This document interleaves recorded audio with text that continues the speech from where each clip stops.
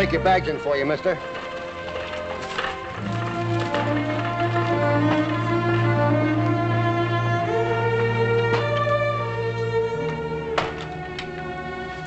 The name is Kyle. Frederick Kyle. Oh, yes, Mr. Kyle. We have your reservation. Thank you. By the way, would you happen to know a family here by the name of Cartwright? Who on the Washoe doesn't?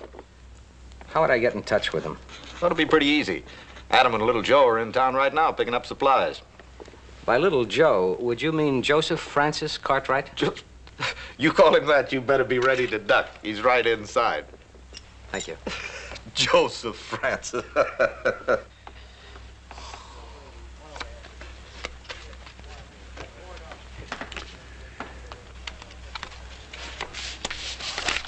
See you 5 and raise you 5. I'll see that and raise you 5.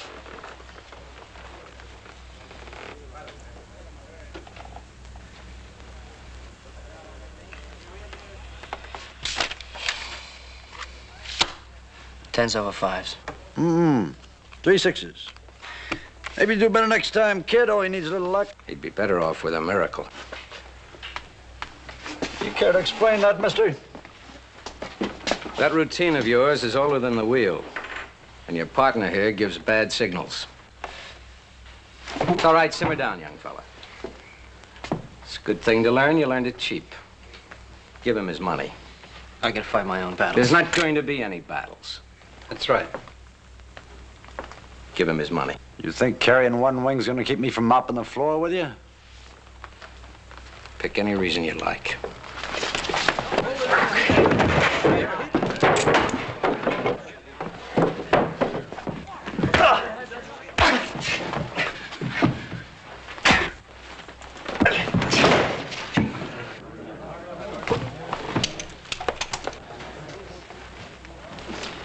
It's pretty nice work, mister. How much of this belongs to you? I got about $70 in here. 70. Not all of it. When a man learns a lesson, he ought to pay for it. I'm Joe Cartwright. Kyle. Frederick Kyle. So I sure would like to repay you somehow. Haven't had a decent meal since I left Kansas City. I could sure use a good steak. I think I can fix you up Ponderosa style.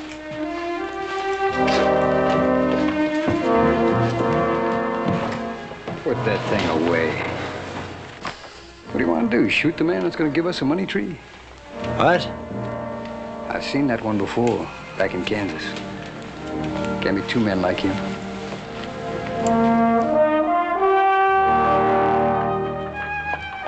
Who is he? One-armed trouble.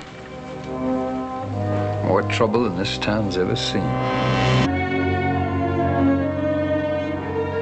Kyle, I'd like to tell you again how grateful I am to you for helping little Joe. For a meal like this, I'd do it every day. You know, it's a pity you didn't get here a few days earlier. Then maybe little Joe might have had some money left over to spend the next time he goes into town. You been cheated before, little Joe? They don't have to cheat him to get his money, Mr. Kyle. He's the worst poker player on the whole complex. Well, I'd like to make up that deficit in spending money. You see, I'm in the business of exporting gold and silver bullion. You plan to buy silver ore here in Virginia City, Mr. Kyle? My intentions precisely. Well, you've certainly come to the right place, then. We're sitting right on top of a whole mountain of it here. So I understand. But I must get to the various men who control that mountain of silver to interest them in my proposition. Well, I know them all, Mr. Kyle. I'd be more than happy to show you around. Well, I appreciate your kind offer, little Joe. Well, if you're looking for help in high finance, Mr. Kyle, I'm afraid you done picked on the wrong Cartwright. How do you mean? Well, you see, little Joe's full of that hot southern blood that he can't get very interested in cold cash. Now, on the other hand, Adam over there, he's from New England, and he's just got a natural feeling for the jingle of cash. And how about you, Hoss?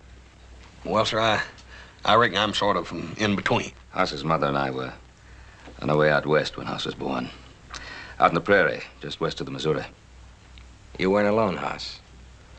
Many good men were born on the prairie. Yes, sir. I just don't understand it. We're all from the same country here, and yet there's still all this talk about North and South. Where's the dividing line? I'd say that the dividing line was in people's minds. Well, that puts me in the middle, all right, because I ain't got no leaning either way. You know, that's the trouble with you, Hoss. Now, you take older brother over here. He's from way up north. Me, I'm from way down south in Dixie. Just blow the bugle when you want the war started. All right now. We all have our roots in the right here in the Ponderosa now. Sometimes a man's roots and responsibilities go deeper than where he lives.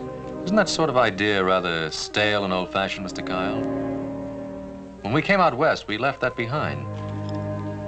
Can you ever leave behind an idea or an ideology? At any rate, little Joe, I most appreciate your kind offer of help. Well, that's certainly the least we can do for you, Mr. Kyle. Thank you. Are you sure you won't have a cigar? Thank you, no. I don't want anything to spoil the memory of that steak. Well, I'll tell Hobson what you said. He'll be awfully pleased. So it's ranches like this where all that good beef comes from. Mr. Kyle, I know it's an overly used expression, but you do sound like a city fella. Not by choice. But the cities are where one finds the houses of finance. Yes. Yes, you're right there. Sit down, Mr. Kyle. Thank you. Used to travel a great deal to the cities. Yes. You still travel, I suppose? St. Louis, New Orleans, New York, all over. Nice cities. Yes. What about this trouble that seems to be brewing between the states? Not trouble, Mr. Cartwright. It's a prelude to war. Civil war. Now, do you really think it'll come to that, Mr. Kyle? There's already talk that some of the states are seceding from the Union. I hope we'll be spared all that grief out here. Where did you say you were from, Mr. Kyle? I don't believe I did say. But I'm from Kansas, and that's right in the middle of everything. Well, I think I'll turn in. Good night, gentlemen. I do appreciate your hospitality, sir. Our pleasure, Mr. Kyle. Our pleasure. See you in the morning, Mr. Kyle.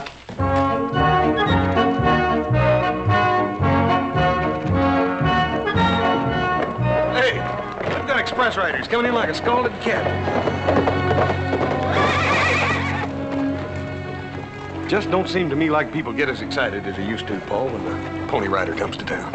Well, you know, Hoss, people don't like to hear bad news. It's been getting worse all the time. Well, let's pick up our paper. You're alive.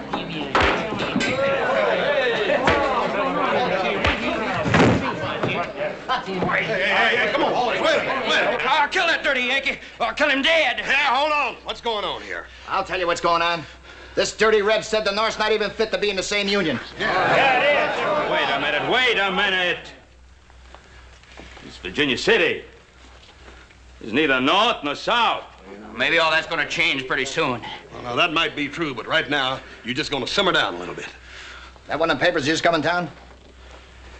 Yes, it is. Well, there won't be no truth in it. Just poison. That paper comes from New York. Let's hear what it has to say, Mr. Cartwright. We don't want to hear no reading from a northern paper. That right?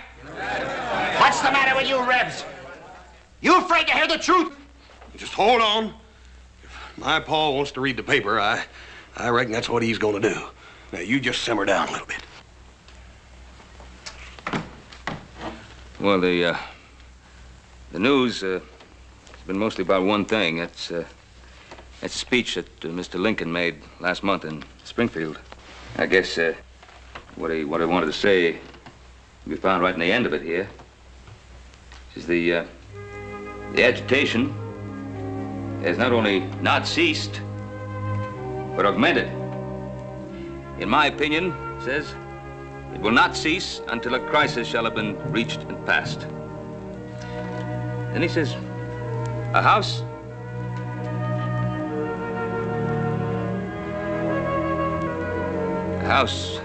divided against itself cannot stand. Begging your pardon, Mr. Cartwright. What's all that mean? Well, Mr. Lincoln is saying that people come together because of the things they have in common, like, like friendship and love.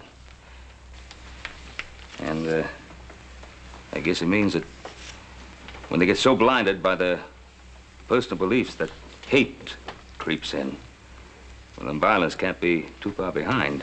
Oh, that's nothing but northern lies. They ain't lies neither. A nation ain't a nation if the states don't stick together. Wait a minute, Luke. What if a state don't want to stick together? And we fight to make them stick together. For those of you who would like to have the news read from a Southern paper, I have here the Charleston Journal.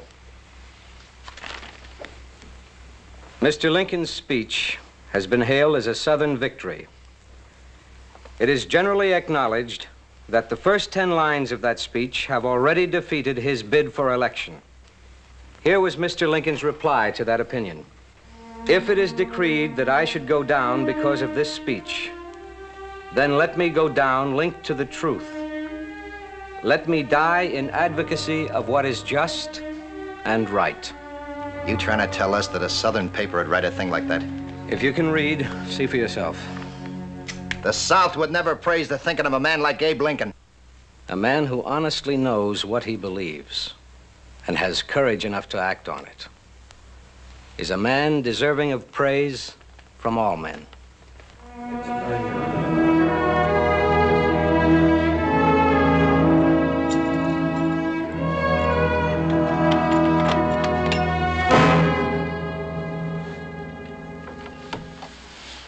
Now, we could have cut your heart right out, Mr. Cobb. We wouldn't want to do that. We just wanted to show you how handy we'd be to have around. What do you want? Well, our meeting before was a little informal. We thought we'd like to make it more proper. My name's Regis, and this here's Gorman. What do you want? Well, I guess you could say we came around to enlist. Enlist? What are you talking about? Why, the cause. What else? I remember you from Kansas, Mr. Kyle. Frederick Kyle, leader of the Free State movement in the South. Oh, making stirring speeches all up and down the state. Swearing to die for the cause if you had to. Oh, you were mighty persuasive, Mr. Kyle. So much so that I've been thinking about you ever since. So you can see how pleased I was to see you had landed right here in Virginia City. Come in.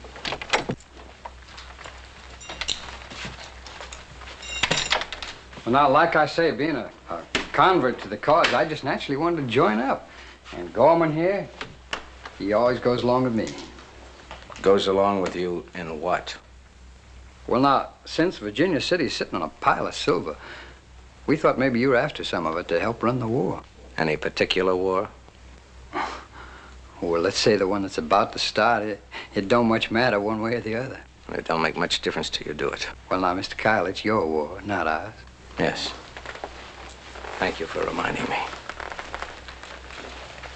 All right. Talk. We heard some of the mine owners might not want to go along. So we thought maybe we'd lean on them a little. Or maybe just keep you from getting hung to the highest tree. Now, we could be your own private little army, Mr. Kyle, for just, say, $5,000. Well, what do you say, Mr. Kyle? For the good of the cause? Talk to me about the cause. You dirty it every time the words come out of your mouth. You laugh again and I'll kill you. Gorman! Now, you hold it, you hear? Now, look, Mr. Kyle, we didn't come here to fight. We just want to talk business. That's better. We talk business, not causes. Now we understand each other. Yes, sir. Yes, sir, we understand. Get out. When I need you, I'll send for you. Now, you can count on us, Mr. Kyle.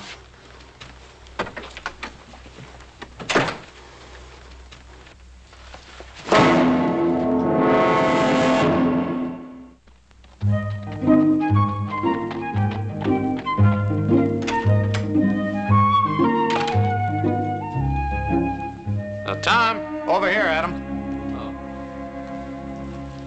Listen, Tom, you've seen little Joe around anywhere? He was out making the rounds with that Kyle fella. Yeah, but he should have been home by now. Where's Kyle? He's up in his room, alone. One arm of his don't slow him down much. I told you, he's trouble, like the which this town has never seen. What was that you said about him being a money tree? He will be.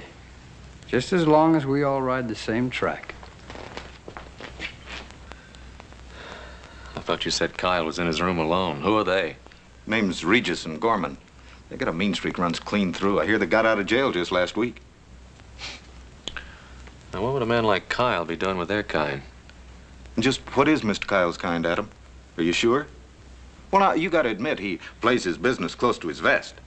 Oh, somebody ought to know. Well, my guess would be Little Joe. Mr. Kyle seemed to want to get friendly with him right from the start. What do you mean? Well, he was asking about Little Joe the minute he got off the stage. Thanks, Tom.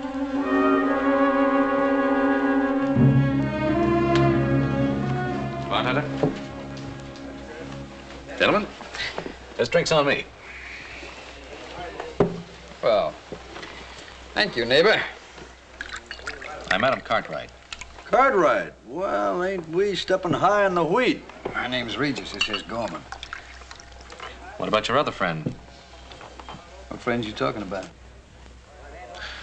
Oh, the man with the money tree, Mr. Frederick Kyle. You know about Kyle? Easy, Joe. Here's a toast. What does he want with my brother? Like I said, here's a toast to small dogs and little old ladies. Well, I don't know about Mr. Kyle, but I know about you. Both of you. And what I know, I don't like. Well, we don't much care whether you like us or not, Mr. Cartwright. You just stay out of our way. Your way or Mr. Kyle's way? Well, let's say him and us are on the same side now. Come on now, you'll be on any side that paid your price. You want to make us a better offer? No. No, I just want to be on the opposite side.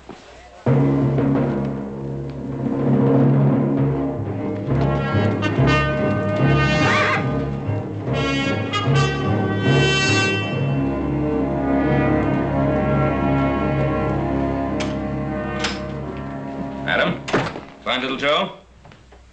No. That boy. He knows we've got that branding to do in the crest section. Well, he should be riding in pretty soon, I guess. He was with Kyle again today. I told him he could go. What is it, Adam? I met two gentlemen today, a Mr. Regis and a Mr. Gorman. We had a toast together. Yes? You sweep better things off the streets. But they also happen to be friends of Mr. Fred Kyle. What's on your mind? Kyle didn't meet Little Joe by accident. He was asking for him the minute he got off that stage. Who told you that? Tom Madigan at the International House. Mr. Hennessy, you sure you won't have a drink? I don't drink, Mr. Kyle. Well, it's a pity. It's one of the few indulgences a man has left. What did you want to see me about, Mr. Kyle? Well, I'm prepared to offer you a firm contract. I want to buy all the silver your mine produces. I already have a contract with my brokers in San Francisco. I know. But I'm willing to pay you a third more. I said I had a contract, Mr. Kyle. Say, Mr. Hennessy, aren't you passing up a pretty good deal? I think you'd best keep out of this, Little Joe. Well, Mr. Kyle's a friend of mine. You didn't even hear him out. Forget it, son. I don't want to forget it. What's the matter with the offer? The man who's making it. I've heard of you, Kyle. I understand you have pronounced Southern sympathies. Well, my sympathies lie entirely in the other direction. Good day, sir. What do you mean, bringing politics into this? I thought it was a straight business deal. And so it is. We'll forget about him. Well, Little Joe, today just about did it. Most of the mine owners I'm after have been invited to next week's meeting. I'm very grateful to you for your help. All I did was make introductions. Which was plenty. Out here, it pays to have a Cartwright on your side. How do you mean? Well, when I knew I was coming out here, I'd heard, of course, of the Cartwright family of the Ponderosa. So I checked to see if it was the same family.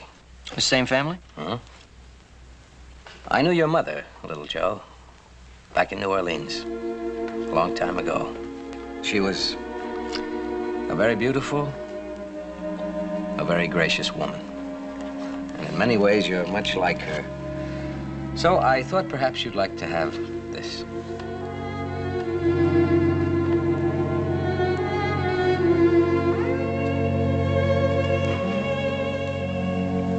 Where did you get it?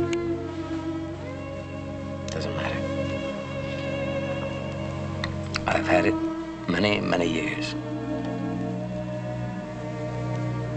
She was a very beautiful woman, your mother. She was.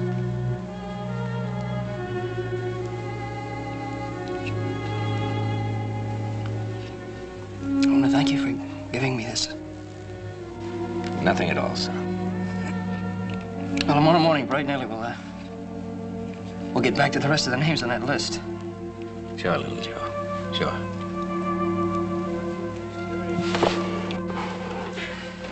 Thanks again. And don't worry any about Mr. Hennessy. I think he'll come around. I think he will. So long, Mr. Carr.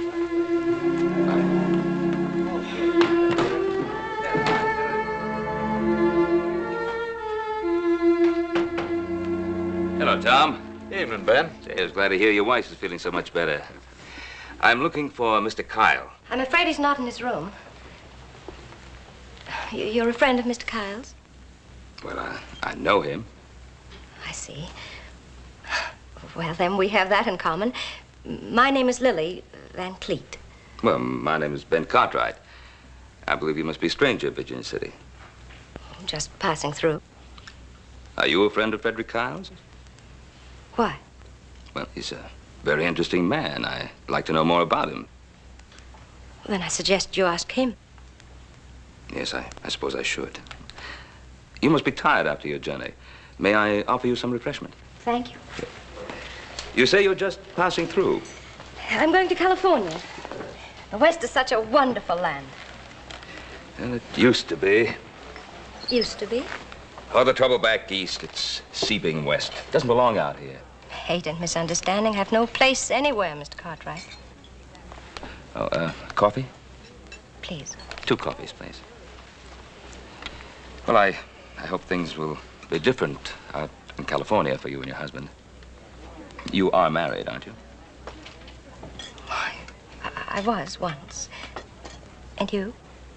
Yes, I have a ranch. I live there with my 3 boys. 3 sons. How wonderful. What are their names? Well, the oldest is Adam. The middle boy, we call him Hoss. Well, if you'd see him, you'd know exactly why. He's a pretty big fellow. Thank you.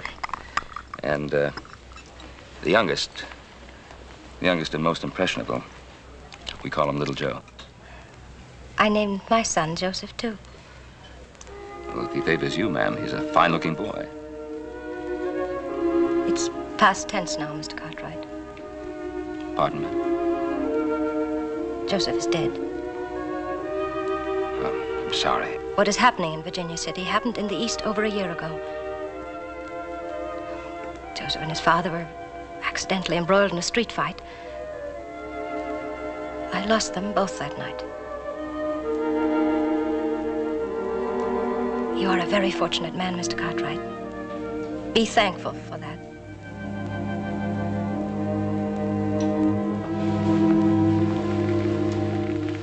Hello, Fred. I told Mr. Cartwright we were friends, and I was just passing through and decided to stop over and say hello. Mr. Cartwright? Mrs. Van Cleet? Kyle, I'd like to talk to you for a moment, please. Wait, please.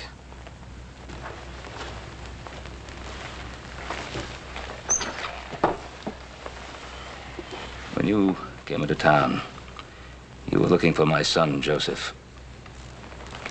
Why? I had a photograph of his mother. I thought he'd like to have it. Where did you get it? I knew his mother. You don't believe me, Mr. Cartwright? She's gone now, so that doesn't matter anymore. But my sons do. Now, I don't know what your intentions are, Mr. Kyle, nor what you're seeking to achieve here in Virginia City. But don't try to see little Joe again.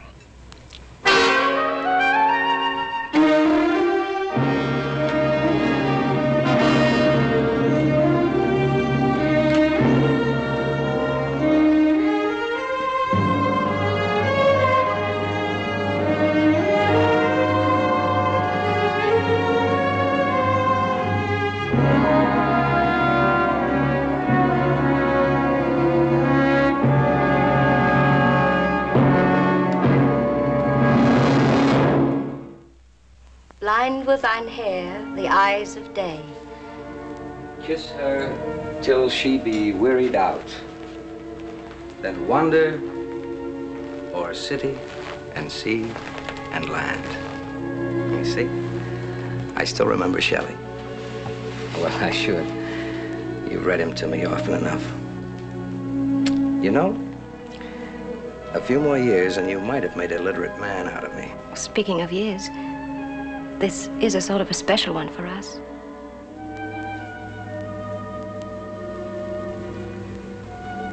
A man who can remember Shelley surely can remember his 20th wedding anniversary. I do remember. 20 years. 20 years. And you introduce yourself to Cartwright as a friend. Whatever it is you're here for, Frederick, I didn't want to spoil it. There's nothing you can do to spoil it. The daughter of a northern senator meets a lot of people. I don't think the cause of a southern sympathizer would be enhanced in case someone were to find out I was his wife. Have you changed that much, Lily? That you could be interested in the cause of a southern sympathizer? I still believe what I have always been taught to believe. No, Frederick, my beliefs haven't changed.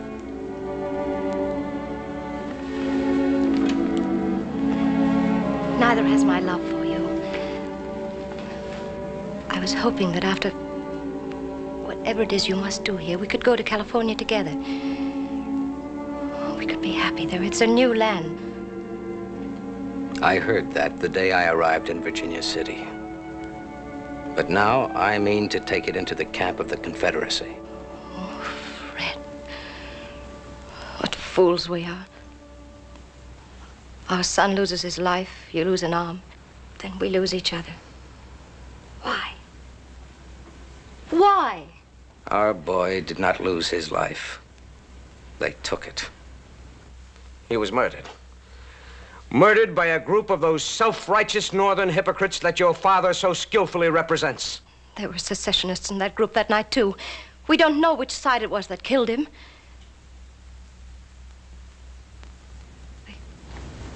I guess we all had a part in killing him. Fred, this may be our last chance. You said that you believed what you were always taught to believe. Well, that's true with most of us. A man does what he has to do.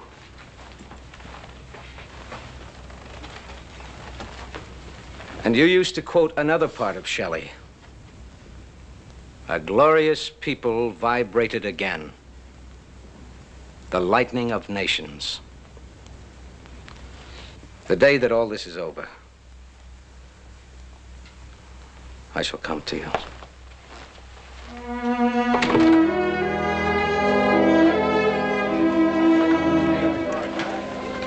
You're forgetting something, Mr. Hennessy. You don't drink. I've been waiting for you, Kyle. You have? Why? I know why you've come to Virginia City. A number of the other mine owners have told me about your purpose here. And what is my purpose, as you put it? To force the silver mines into financing the rebellious cause of the South. Yes. Yes, that is my purpose. Well, you won't get away with it. You think you can stop me, little man? I'm going to leave for Washington in the morning. Warn the proper authorities about what you're doing. Don't you try it, little man. I'm warning you. Don't you try it.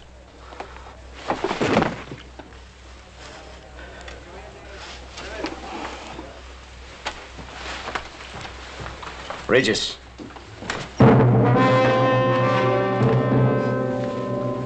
Yes, Mr. Carl? Have a drink. Bartender.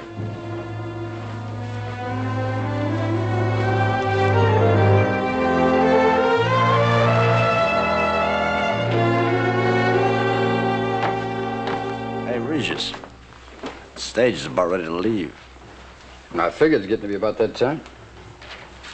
The fellow over there, one in the gray hat, it's about as Yankee as a man can get.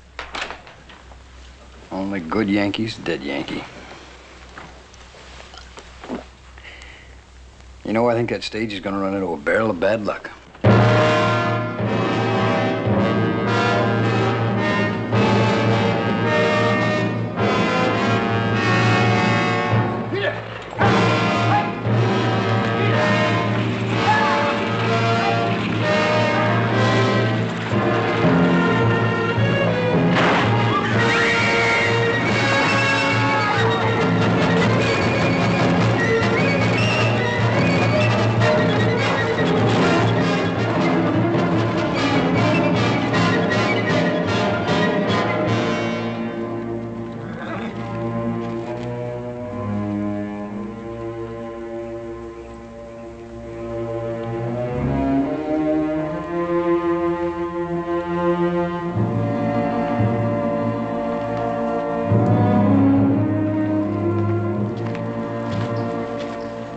My foreman found the bodies just before dark.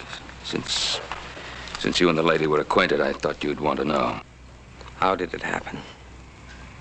Someone placed a boulder on a blind curve. The driver didn't have a chance to stop the stage from going over the cliff. Who did it? Must have been two of them. There were footprints all around. Kyle.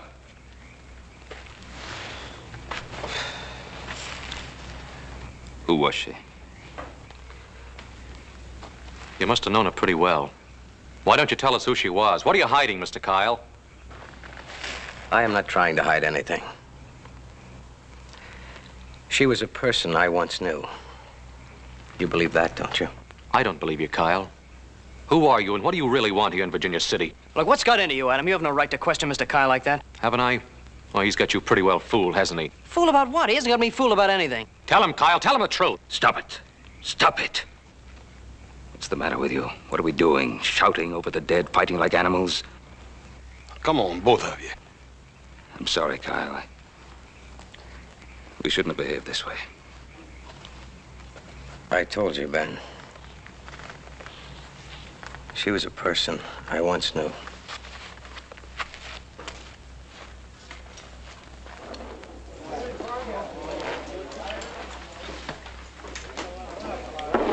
There's two more.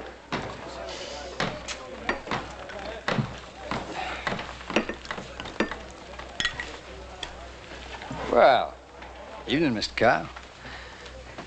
I suppose you heard about the accident of that Yankee leaving on the morning stage. I heard. Well, then maybe you'd be pleased to buy us a drink. Put your guns in the bar.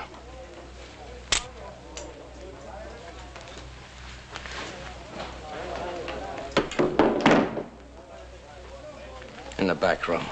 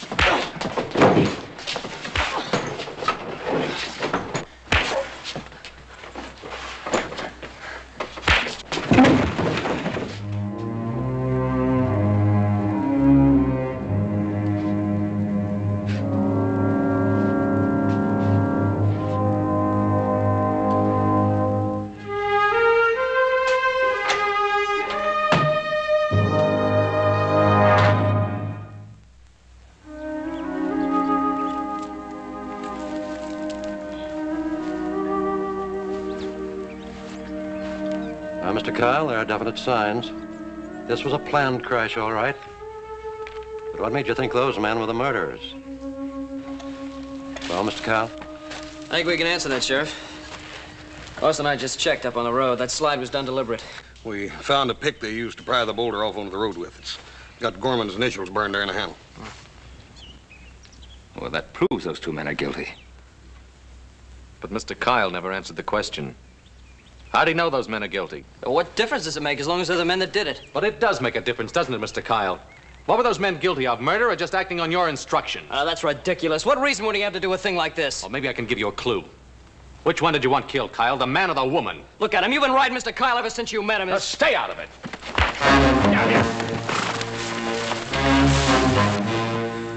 Brother against brother? How dare you, either of you?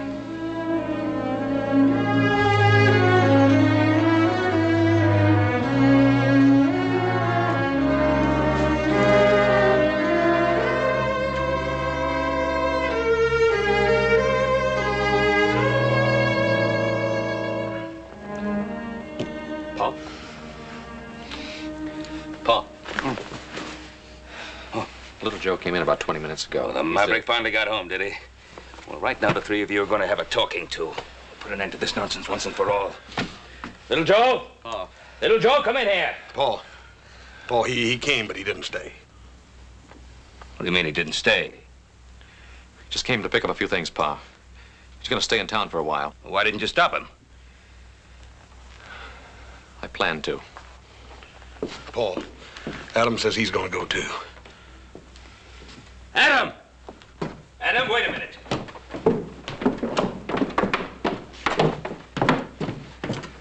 Now, Adam, before you... It's political trouble. It's a madness, Pa. Suddenly something screams at you inside and you find yourself saying things you don't mean, things you don't even believe. Tell little Joe I wanted him to know that. Try to make him understand. These things that are packed here, what's this for? Where do you think you're going? New England ought to be mighty pretty this time of year. I think I'd like to see it again. Now, Adam, you can't be serious. Use your head. Oh, Adam, come on. Hoss, things can't be the same between us anymore. What are you talking about? What can't be the same? Why can't they Well, be just the same? can't, Pa. Adam! There's no other way, Pa. Can't you see? No, I can't see. I'm not going to stand by and watch my family flake away like rust off a wheel. Well, use your head, Pa, not your heart. Can't you see the damage is already done? It's got to be little Joe or me.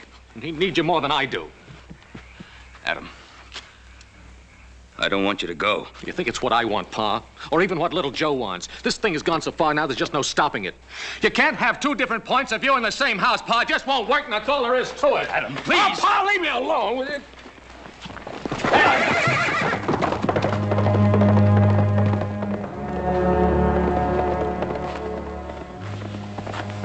Paul, that newspaper you was reading the other day in the saloon about what Mr. Lincoln said about a house divided can't stand. I reckon he's talking about folks like us. No. Not us, Hoss. Not us.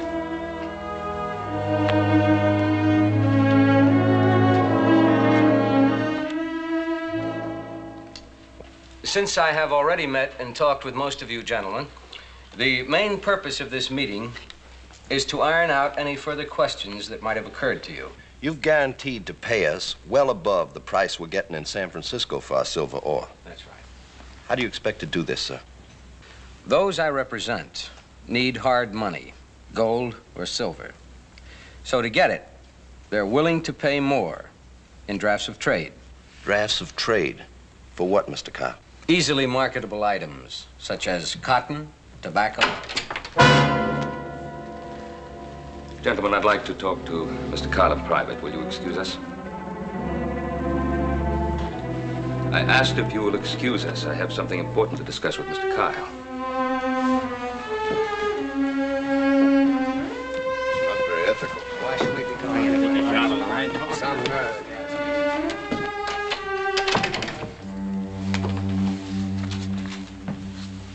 Suppose you'd like me to go too, huh, Pa? You're a man now. After you hear what I have to say, you can do as you wish.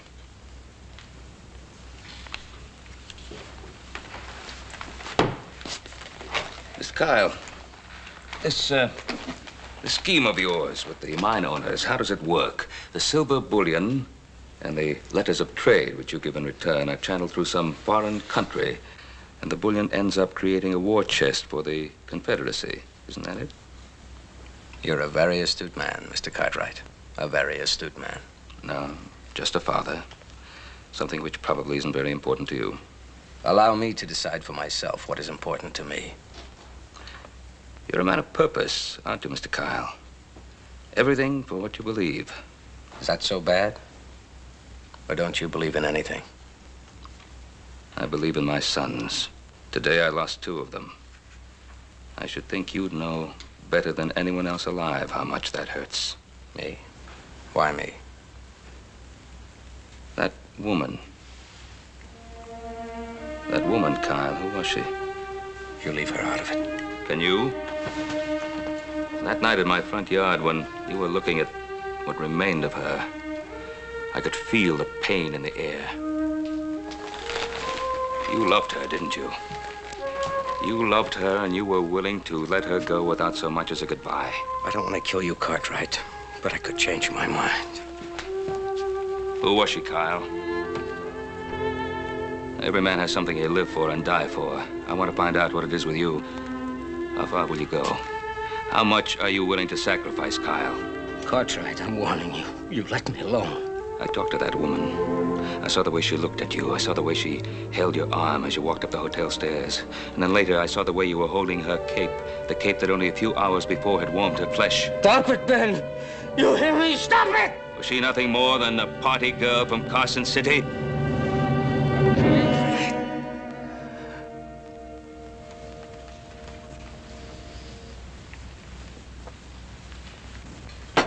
It isn't fair, Ben.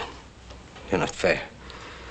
You said that you wouldn't take sides, that this wasn't your fight. You made it my fight, Kyle. She was your wife, wasn't she?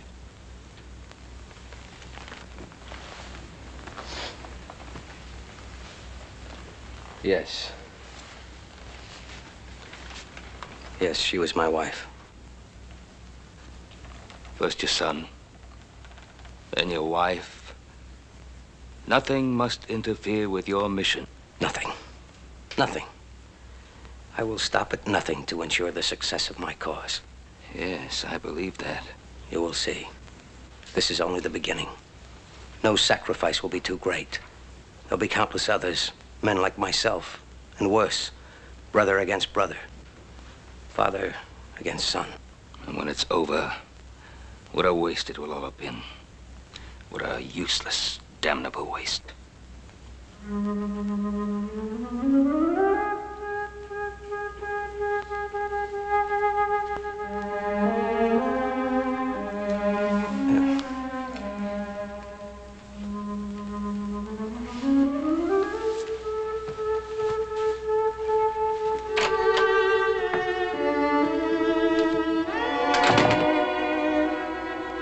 I'm sorry, Pa.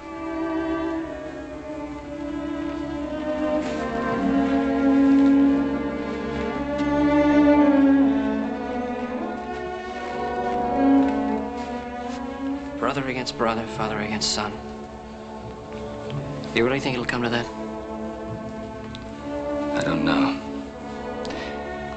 I do know that a tree has many roots and they run in many directions. But it has only one taproot. This is where yours is. I think I know that now.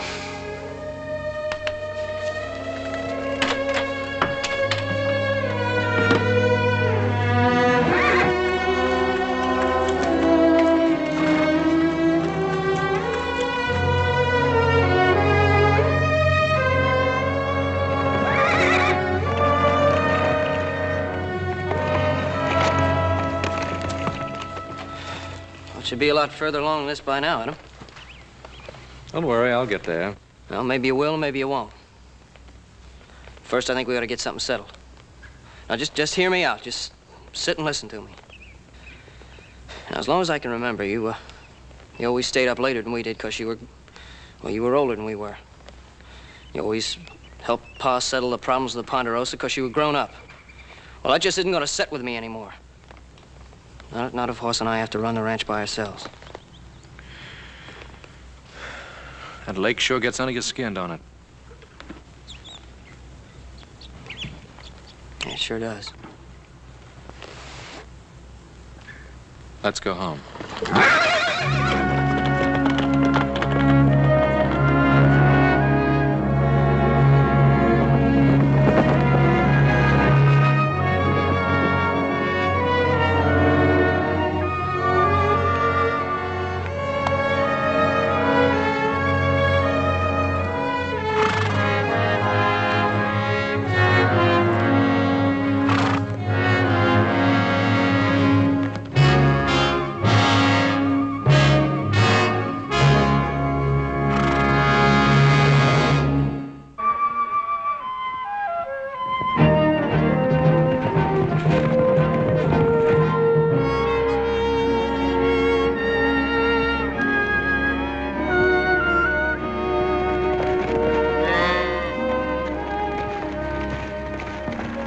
Look over there.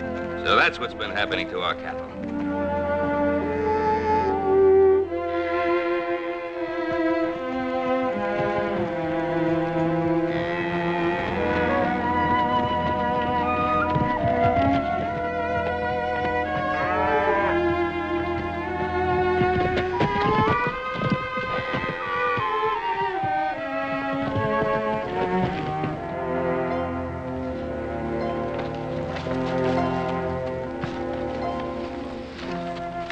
It is as I have promised, O Winnemucca. The cattle are in the small canyon. Your people are grateful. Take them quickly if the Cartwrights come. Cartwrights are here. You know what happens to cattle thieves? Shoot, Ben Cartwright! Shoot!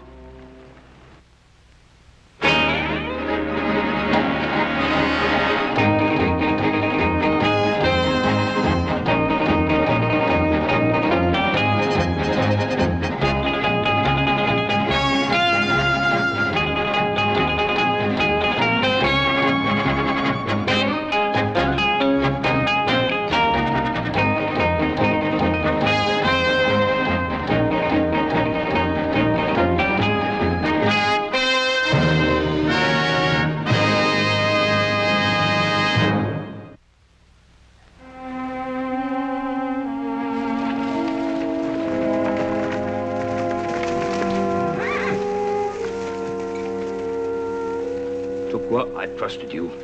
I gave you a good life in the Ponderosa. Do you repay me by stealing my cattle? Do not blame my brother. He but did the word of his chief. How long have the Paiutes been cattle thieves? Since the Washoe antelope and deer are gone. Since the pinyon tree burns in the fires of Sun Mountain. Since our women and our children and our braves sit hungry in our tents and sicken without food. What say you, Winnemucca? The Washoe antelope herds have fed the Paiutes since the long-ago dream time. The diggers of Sun Mountain eat antelope, while the pots of the Paiute are empty. They are but 3 head, the weakest of the Ponderosa herd. Tukwa cannot see his people starve. What's the matter with you, Tukwa? The Cartwrights let the Paiutes starve? Why didn't you ask us? The Paiute is a man. He does not beg. Even now, Winnemucca is called woman by my young men around the council fires. Winnemucca is no woman. He thinks of his people. The ways of peace are good ways.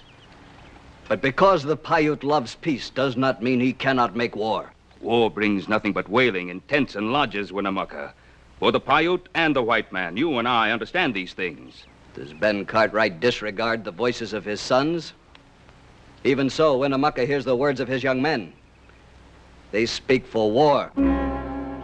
They see as I see, that the Paiute walks the same trail as the antelope, and the antelope is dead. The men who dig in the earth are new to Washoe, Winnemucca. They do not know the ways of the land. My sons and I, we will ride to them and make them understand. They will listen. The Cartwrights and the Paiutes have long walked the earth together. But if there is war, Ben Cartwright, even the men of the Ponderosa can die. There will be no war, and no more antelope will die. I will see to it. Tukwa always speaks the truth. They must indeed be the weakest cattle of our herd. For our friendship, would you drive them off the Ponderosa? Help your people, Tukwa.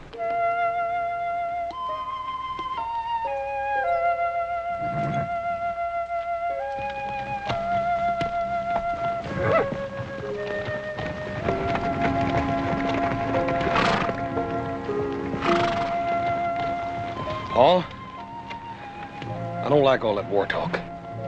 And New Virginia City's full of fools. You think even fools would know you can't push Indians around? All they were thinking about was food. Well, food is one thing. Destroying the balance of nature is another. To keep this up, the whole of Washoe will become a desert. Saw it happen at John Sutter's, California.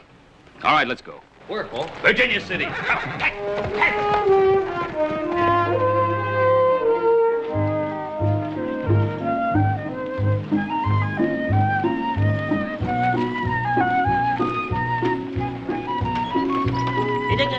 幾時拎翻嚟俾我啊？你睇你樣啦，叻叻啡啡，周時醉貓又唔做工嘅，老婆老到上面睇又冇得食，個個都起死喊嘅，冇用我哋嘅人嘅，周時都冇死人咁扮做工嘅。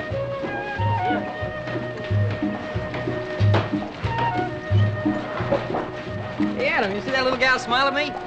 Oh, what makes you think it's you she was smiling at? You know, every time I come in here, I gotta get used to it all over again. Remember when this was nothing more than a jackrabbit run? Yeah, I don't know what I like the jackrabbit better, little Joe. Oop. All right, you two country boys, get your fill of the city. Adam and I'll take a little look around. Stop.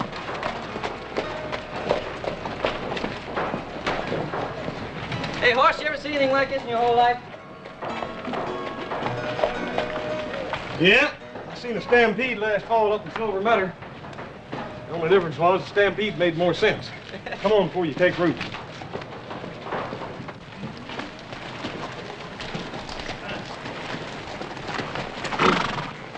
Looks good, Mo. Yeah, move over, Wish boy. there was more. Guess we've seen it all now. The good and the bad. That's what they call striking it rich. Looks like all they've struck so far is bad luck. Pretty rough on young ones like that.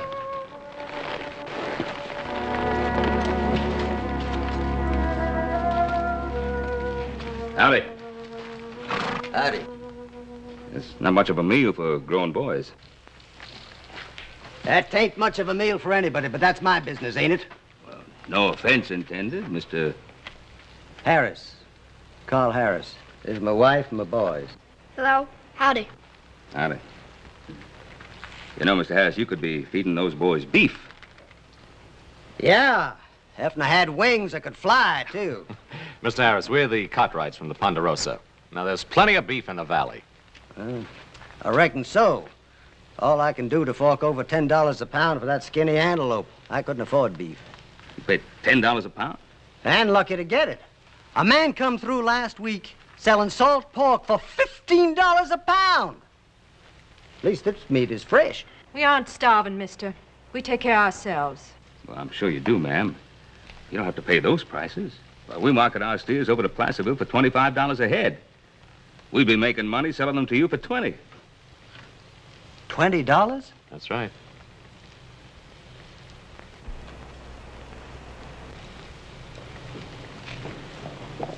Are you joking me, mister? They're yours if you want them. All you have to do is come over to the Ponderosa and drive them away.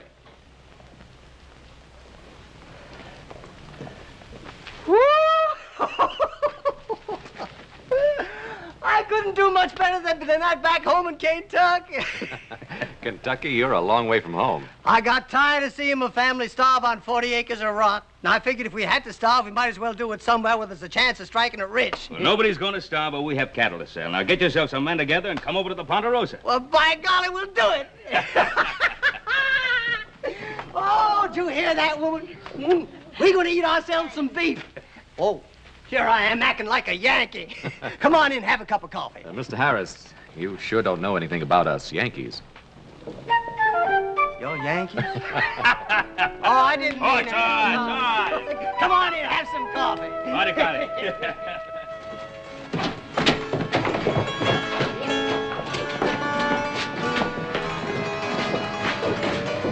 Hey, where'd you come from? You're cute. Hey, now, wait a minute. Lady, you just mind your own business. Come on, lady. Stuff your eyes back in your head. They're about to pop out. You know, Horse, I could have a good time if you weren't here. Yeah, get yourself into a pack of trouble, too. Hey, look at that, little Joe. Let's go. Hurry up. Let's go. Antelope meat, $10 a pound. Yeah. Looks like we're raising our own kind of stock, don't it? Come on. Hurry up. Let's go. Come on. Here, let me try a little, Joe. Excuse me, man. Excuse me. Excuse me.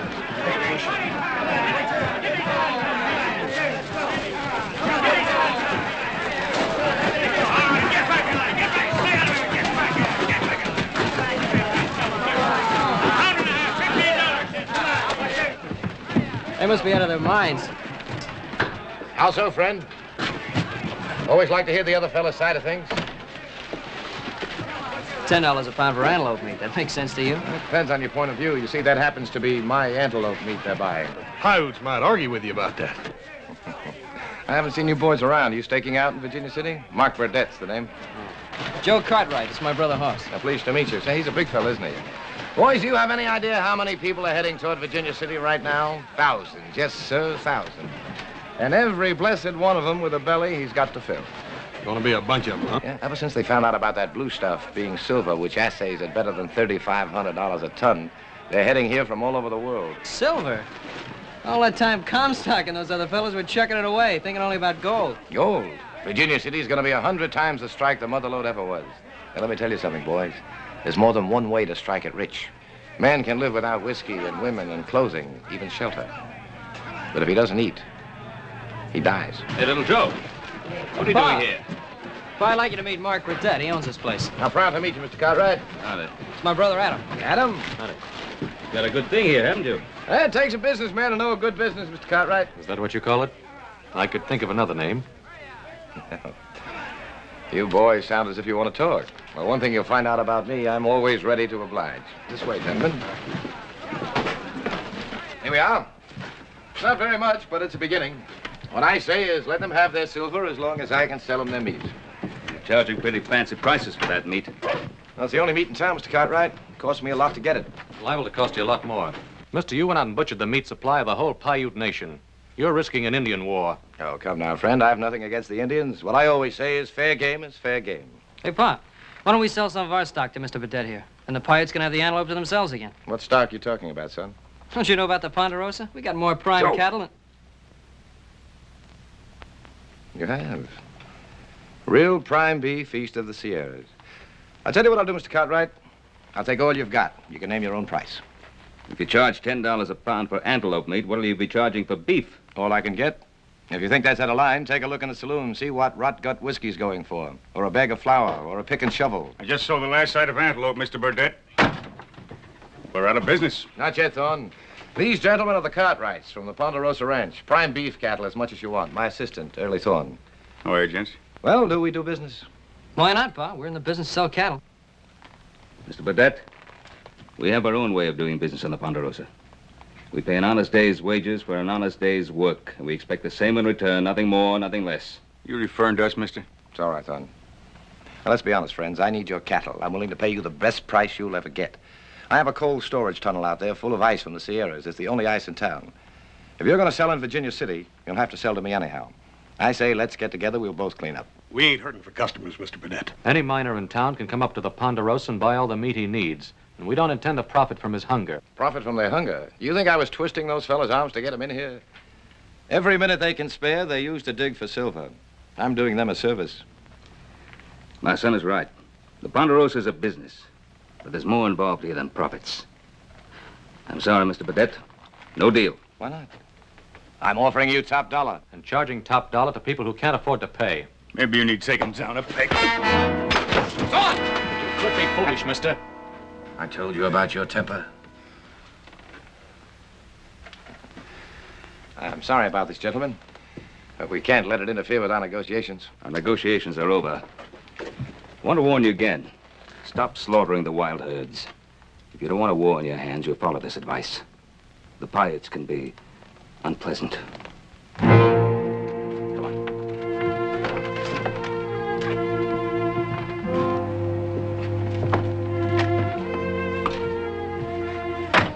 Kill me one of them Cartwrights. So, when are you going to learn there's more than one way of getting what you want? Are you sure, Mr. Burdett? I'm sure. They'll sell to me before I'm through, but they'll never sell cattle to anyone else.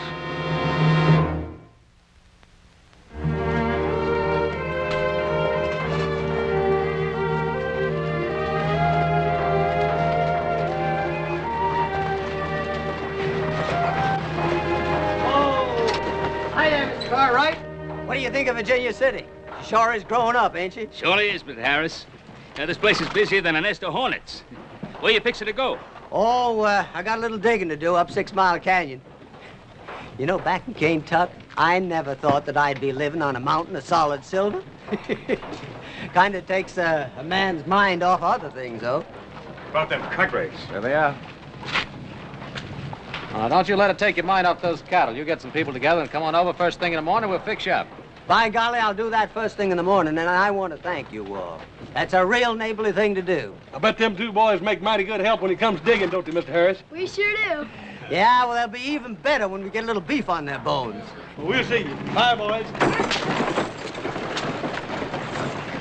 You heard what they're fixing to do? Sure, the Cartwrights are going to sell beef direct to the miners. That'll wreck us, Burdett. It could if those cattle reach Virginia City. Well, you stop them? Well, let's just say I don't look with favor upon any unnecessary competition. If anyone's looking for me, Thorne, tell them I'm investigating the pleasures of the bucket of blood. Right.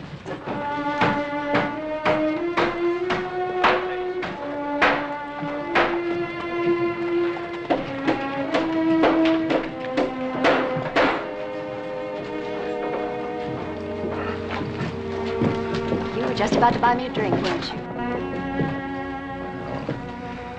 How did you guess?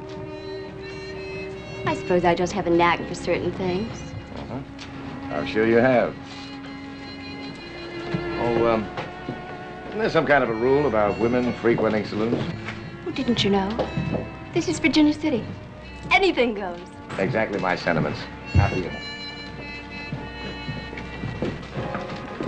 Well, it isn't exactly the Palace Hotel in San Francisco, but it'll have to do.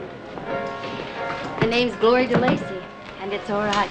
I've been in here before. Oh, then you'll know what kind of whiskey to order. It's all one kind. Rotgut. Now, let's see if you're right. A bartender, a bottle of your very finest. Why is it that a new mining camp always has the worst kind of whiskey? The worst kind of women? That wasn't what I was thinking. What were you thinking? That you are the only really beautiful thing I've seen in Virginia City. Why haven't I seen you before? Just got in town a few days ago. Well, let's celebrate. Joe.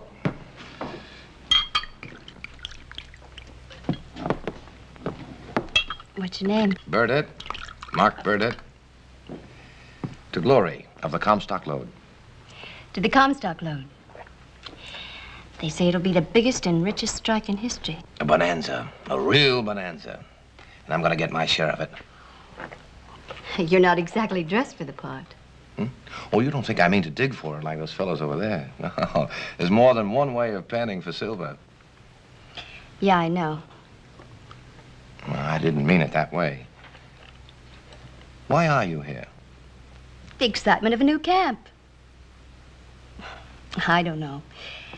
Maybe the hope that this one will be it. Anyway, there's nothing left in California. This is gonna be the biggest thing that ever happened. Make California look sick. I can feel it. And this time, I mean to get my share of it. How come you never made it in California? Smart man like you. Maybe I wasn't smart enough. Come to think of it, I could ask you the same question, couldn't I? Don't. To the future. When we both have what we want, do you care to drink to it? As long as you're buying the drinks, Mr. Burdett, I'll drink to anything. I'm gonna be rich. The richest man in town. Here's wishing you luck. What I mean to say is that from now on, I don't want anyone else buying you drinks. You mean you want to take care of everything? I'm gonna take care of everything. 20, 40, 60, 80, $100, Mr. Cartwright, and I sure want to thank you. Well, you can have more cattle if you want. That's pretty near all we can afford right now, but as soon as I get a dozen more feet down to my diggings, I'll come back and buy you a whole ranch. Hey, there comes old Tukwa. Thought he's supposed to be up on the rim. He's riding like there's some trouble. Anything wrong, Tukwa? More new diggers, Ben Cartwright. Too many. Like the trees of the He forest. ain't fooling you there, Mr. Cartwright. I'll bet there ain't a hard rock man left in California unless he's too sick to walk. Men who chase the mirage. Maybe so, maybe not. But somebody's going to hit it over there to Virginia City, and nobody knows who yet. Well, my boys, I got 'em. Thanks again, and just wait till them women see a square meal walking in on the hoof.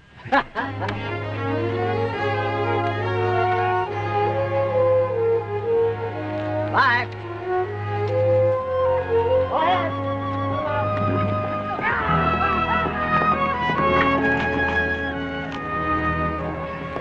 What's the matter, Pa?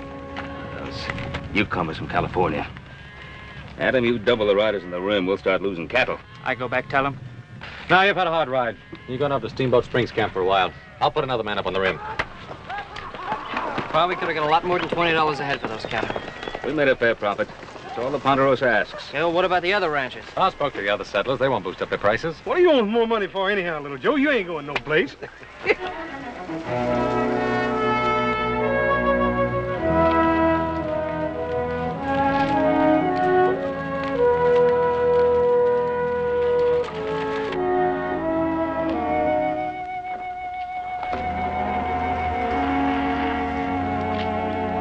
We're eating steak tonight. Get ready.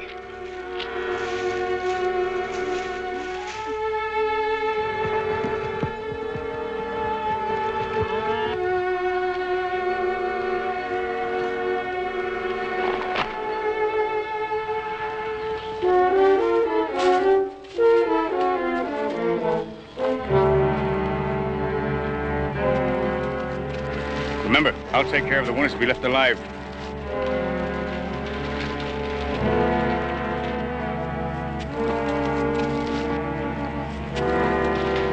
Get him.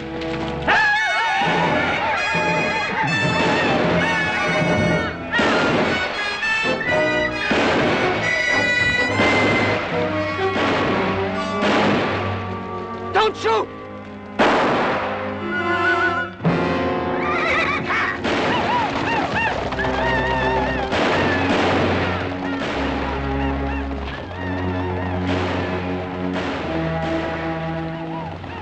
The kids.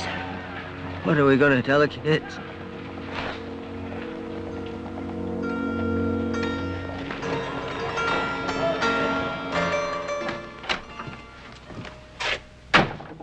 It's all over town, Thorne. Fever's running high against the Indians. Did you have to kill that way? Them cattle didn't get to Virginia City, did they? All right, they didn't, but you could have stopped short of murder. You know any other way, Mr. Burdett? The Cartwrights would have come around and have upped the price until they had no choice. Someday you're going to learn it takes more than money to make a real killing. Thorne, you're a monster. I never should have taken up with you again. You need me, Burdett. Remember, we have a murder charge hanging over us back in St. Louis? Or did you forget about that prison guard I killed so you could get to be a free man again?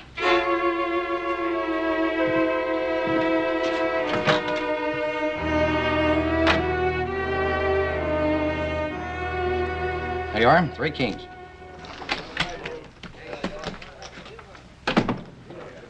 All right, boys, party's over. We got some more work to do. I thought we'd done enough, Thorne. Job's only half done. There's still the other half. Yeah, what's that? Town is plenty riled up against the Indians for killing them miners. Well, they're getting the posse together to go after them. Yeah, I know.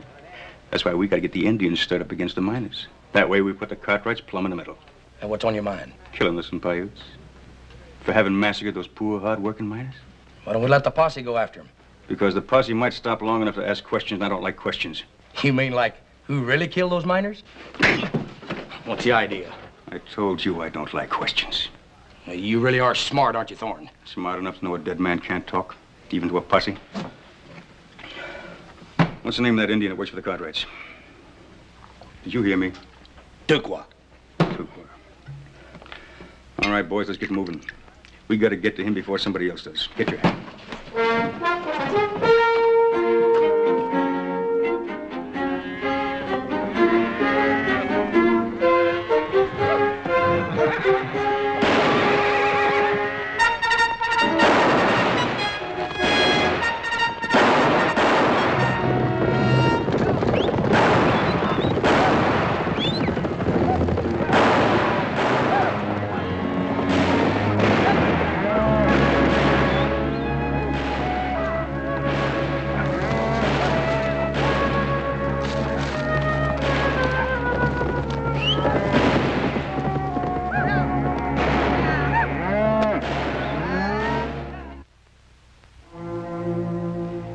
The diggers from Sun Mountain. Some of my people saw them as they drove the cattle toward the waters. Are you sure, Winnemucca? The Paiute does not lie. The diggers killed the deer and the antelope.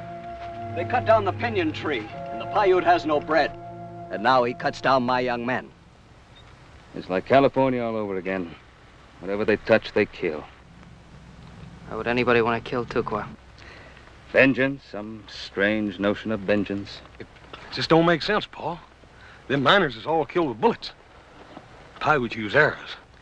I guess he didn't have much chance to tell them that. What will my young men say when I tell them of their brother's murder? You must keep them in hand, Winnemucca. Let the Ponderosa find the men who did this.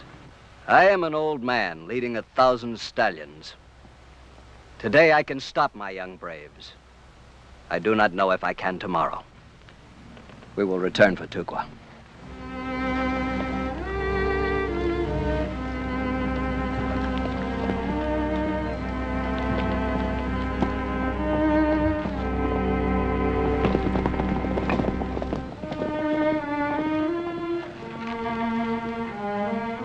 Let's find out who did this.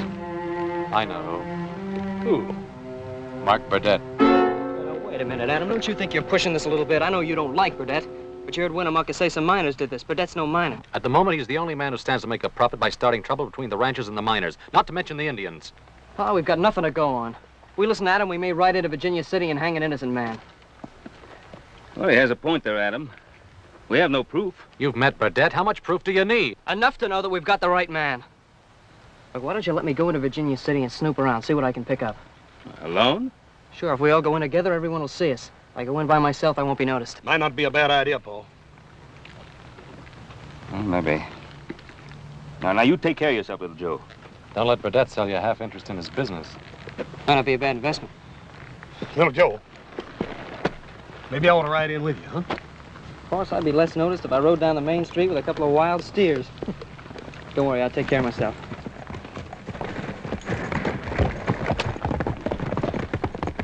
How did anybody, even a man like Mr. Burdett, shoot down innocent men just for a few dollars? Not just a few dollars, Hoss. A bonanza.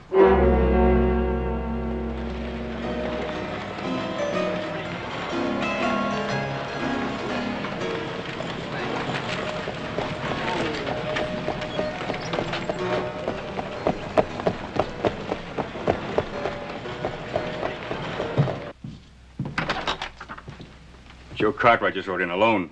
He's taking quite a chance, isn't he, riding into Virginia City alone? Especially if word gets around that Cartwright is siding with the Paiutes. What do you think would happen to him if it did? Who knows? Almost anything. I wouldn't want him hurt bad. I have a feeling that Joe Cartwright and I are going to be friends. Yeah, good friends.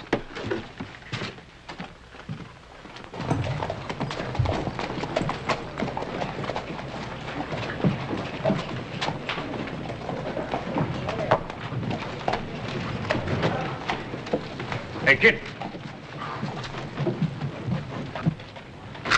You talking to me, mister? Yeah, I'm talking to you, you muttering little skunk.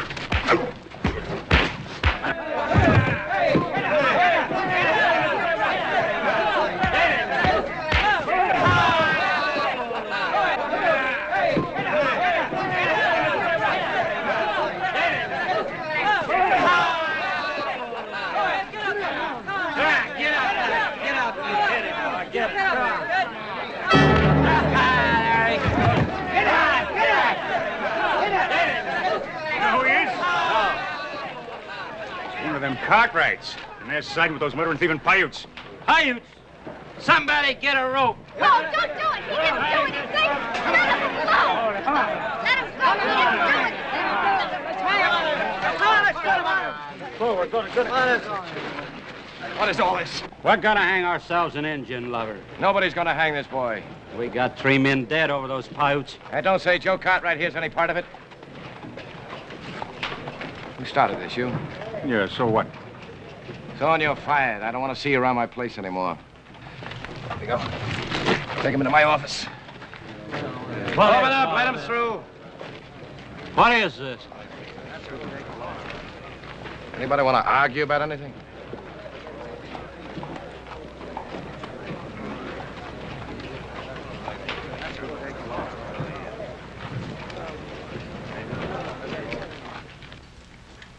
Oh. Did I hurt you? Oh, I don't think you could hurt me, ma'am. I don't understand. Those miners out in the street, they wanted to hang me. Why? You don't know? Well, the miners sent 2 groups out to buy cattle. One of them went down to your place. Yeah, that's right. We sold them about half a dozen head. The other went from Gold Hill down toward Carson. They found both groups murdered. Cattle were gone. What makes them think it was the Paiutes? One of the miners, a man named Harris, managed to stay alive. He recognized one of the Indians, a fellow called Tukwa. That's a lie. Easy, Joe. He said it, not me. Anyway, that's why this Tukwa is dead. They would have hung him anyway. Tukwa's not that kind of a man. He'd never take a part in anything like this. Mr. Burdett, you helped me out there in the street. I kind of think of us as friends. You can believe me about Tukwa. No, I don't want to believe it. Drop it. Drop it? What do you mean? What I said. It's all over now. This Indian, whatever his name was. His name was Tukwa. All right, that's Tukwa. Anyway, he's dead now, and he deserved to die. He took part in that massacre. But he didn't, Mr. Burdett. Not Tukwa, I know. How do you know? Young fool, how do you know? I told you, he was identified. Yeah, that's right. You told me. Thanks for the help. Fella buy you a drink someday, man? You know where to find me. I'll find you.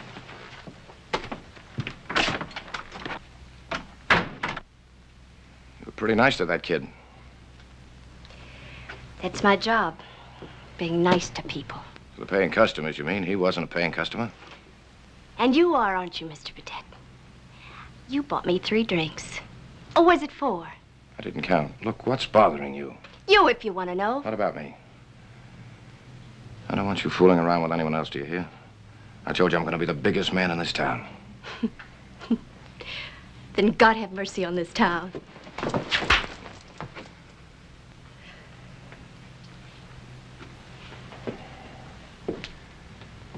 I'm sorry, Gloria. I didn't mean that.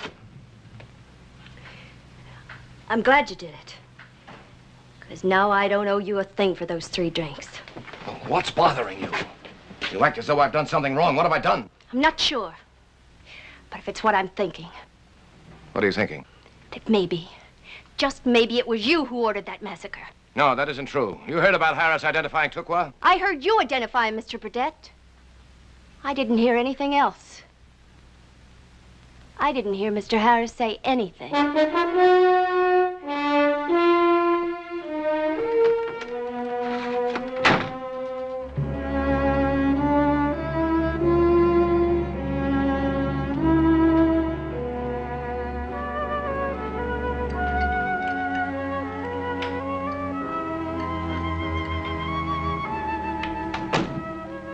Oh, there he is now. About time. Where you been? We were worried about you. Sit down and eat and tell us what you found out. Joe, what'd they do to you, boy? What happened to your face? Forget it. Who did it? Now, hold still a minute. Now, who did it? Some miners at Virginia City. I said forget it. They beat you like this? They'd have hanged me if Mark Burdett hadn't stopped them. Hanged you? For what? Being a friend of the Paiutes. They saw Tukwa riding with the men who staged that massacre. That's a lie. Yeah, that's what I tried to tell them. But what good it did me. Who's the one who identified Tukwa? Anyone that came out of it alive, that fella named Harris. Adam, what are you up to? We're gonna have a little talk with our friend Harris. Oh, wait, don't ride in there alone. We'll go with you.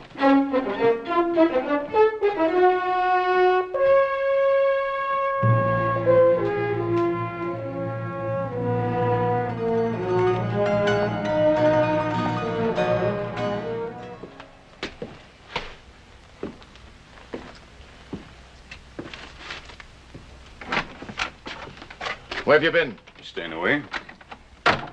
After all, you fired me. Don't be funny. You look worried, Burdett. Don't remember seeing you look that way before. You're saying things. There isn't anything I can't handle. Sure, sure. Like that girl I seen walk out of here? That one named Glory? Why do you mention her? She doesn't have anything to do with it. Oh, she don't, huh? Well, I'm real glad to hear that. Because I just seen her going after the Harris place. The Harris place? Suppose Harris tells her the truth. I thought you and me came to Virginia City to strike it rich. Not stretch your rope.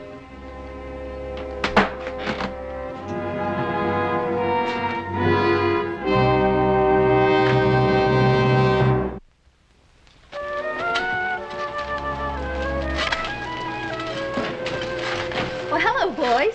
Hello, ma'am. You're pretty busy, aren't you? We are. We're panning for gold, ma'am. gold. Does anybody ever find it? Michael, you want anything here? You're Mrs. Harris, aren't you? Yes, I'm Mrs. Harris. I'm pleased to know you, ma'am. I'm Gloria. I know who you are. What do you want here? I'd like to see your husband. My husband? You know my husband? No, but I must talk with him. It's very important.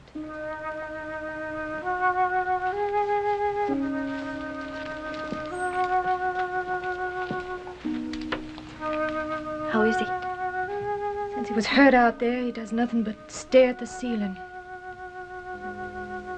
Sometimes he talks, but mostly he just stares.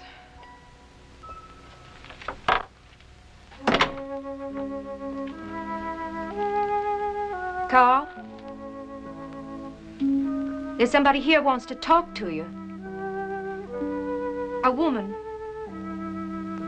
Mr. Harris, there's something I've got to know about that Indian attack. I thought I was doing the best thing. Coming out west. Better myself. We're worse off here than we were back home.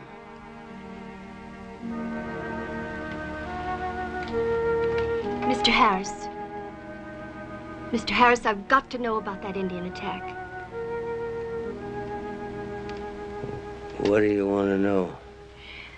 That Indian. The one that rode for the Cartwrights. The one they called Tukwa. Did you see him during the attack? I don't even know who he is. Then you couldn't have identified him, could you? I couldn't identify anybody. Thank you, Mr. Harris. Thank you very much. Thank you, ma'am. I sure hope your luck changes for the better soon.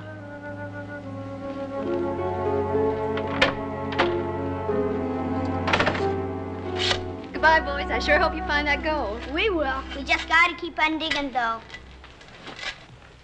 She's pretty. Hey, Mike, keep digging. All right.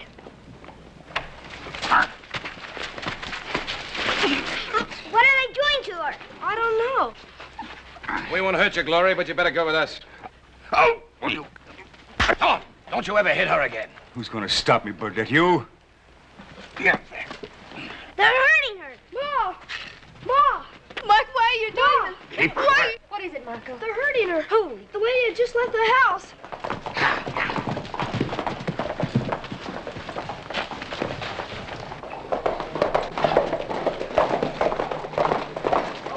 Carl, they've taken that girl away.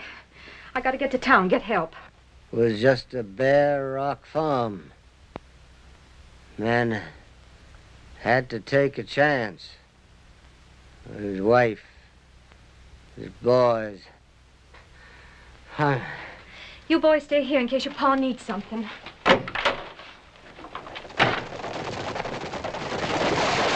Harris, we'd like to have a talk with your husband. The girl. They've taken the girl.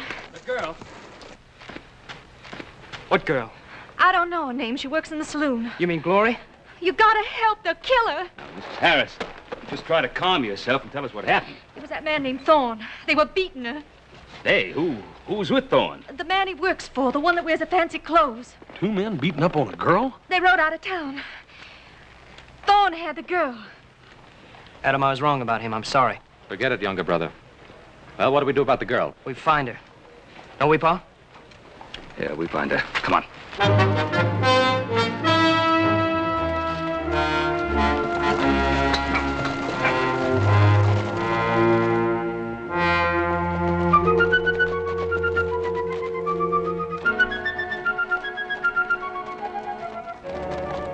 Think I can run away out here? Thanks. Where's that line shack you were talking about, Thorne? Should be just over that hill. Yeah. Oh! Oh! I sure would like to get my hands on that Thorne. You get your chance as soon as we find the girl. Hoss, you think you can tell which way they're heading? Oh? If I read the signs right, Looks to me like they're trying to make the other side of Devil's Gate. You think so? Just the hottest, driest strip of desert in the Nevada Territory. All right, let's go.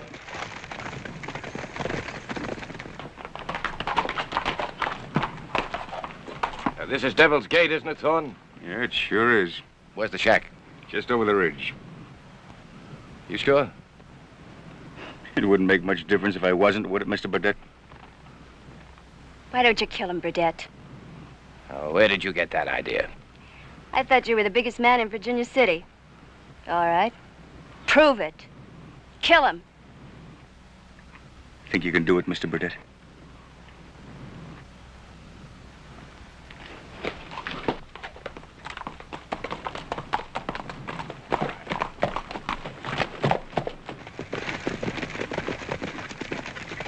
You're right, Hoss. They're headed for Devil's Gate. Wait a minute, Little Joe. You can't be too far ahead with one horse riding double. Adam, you and Little Joe, cut around that hill.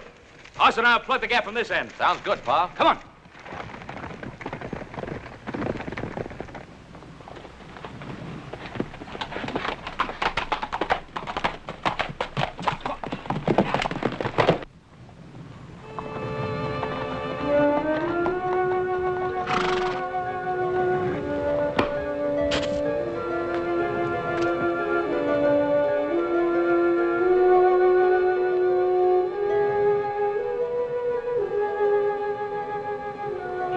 Thorne, I should have known it. Now, why would I do a thing like that, huh? Come on. There's no shack there. There isn't anything there. Well, there's plenty of space. Long, dry, hot space.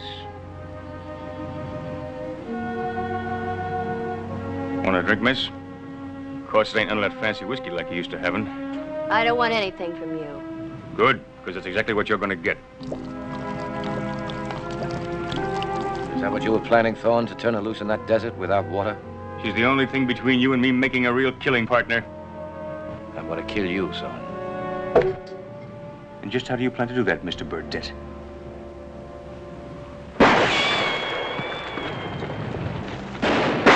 Take cover!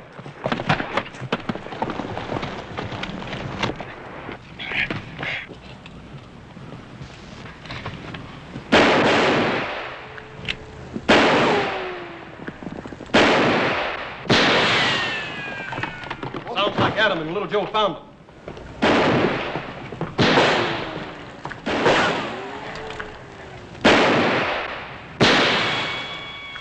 You got a gun, why aren't you using it?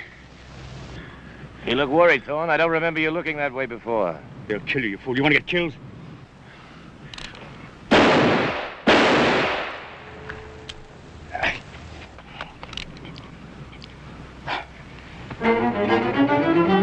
Get her! She got away. Oh, she didn't.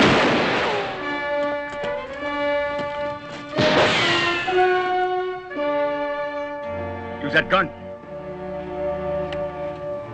Use that gun, Burdett! You knew about me all along, didn't you? I didn't fool you for a minute. Not very many men fool me, Mark. I didn't either. That's what's important to me. You saw what a fake I was right from the start. Not a fake. Just a man reaching for the moon. Or anything else a million miles away. A million miles. $1 million. Same difference, isn't it? You coward, you fancy pants coward, you...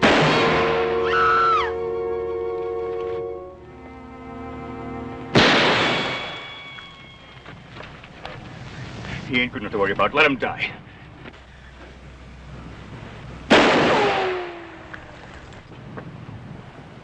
I said let him die. Let me go! Come any nearer, I'll shoot her in the back.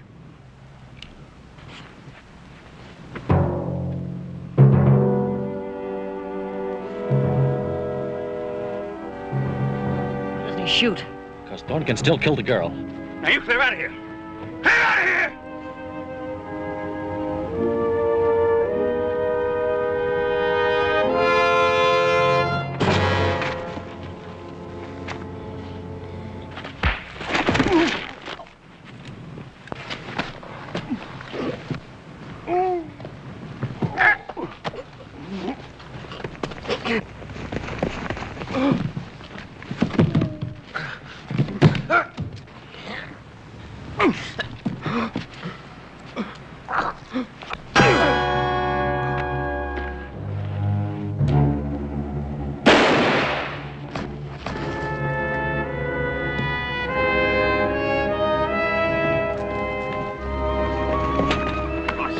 Hoss, you all right? Yeah. Oh, he said he had a hard head, Pa. He's dead. He's dead, isn't he? Came here to strike it rich, find a bonanza, now he's dead. He found it. He found his bonanza. He found it just as he died. And that's better than never finding it at all. Isn't it? Yes, Gloria, it's better. Much better.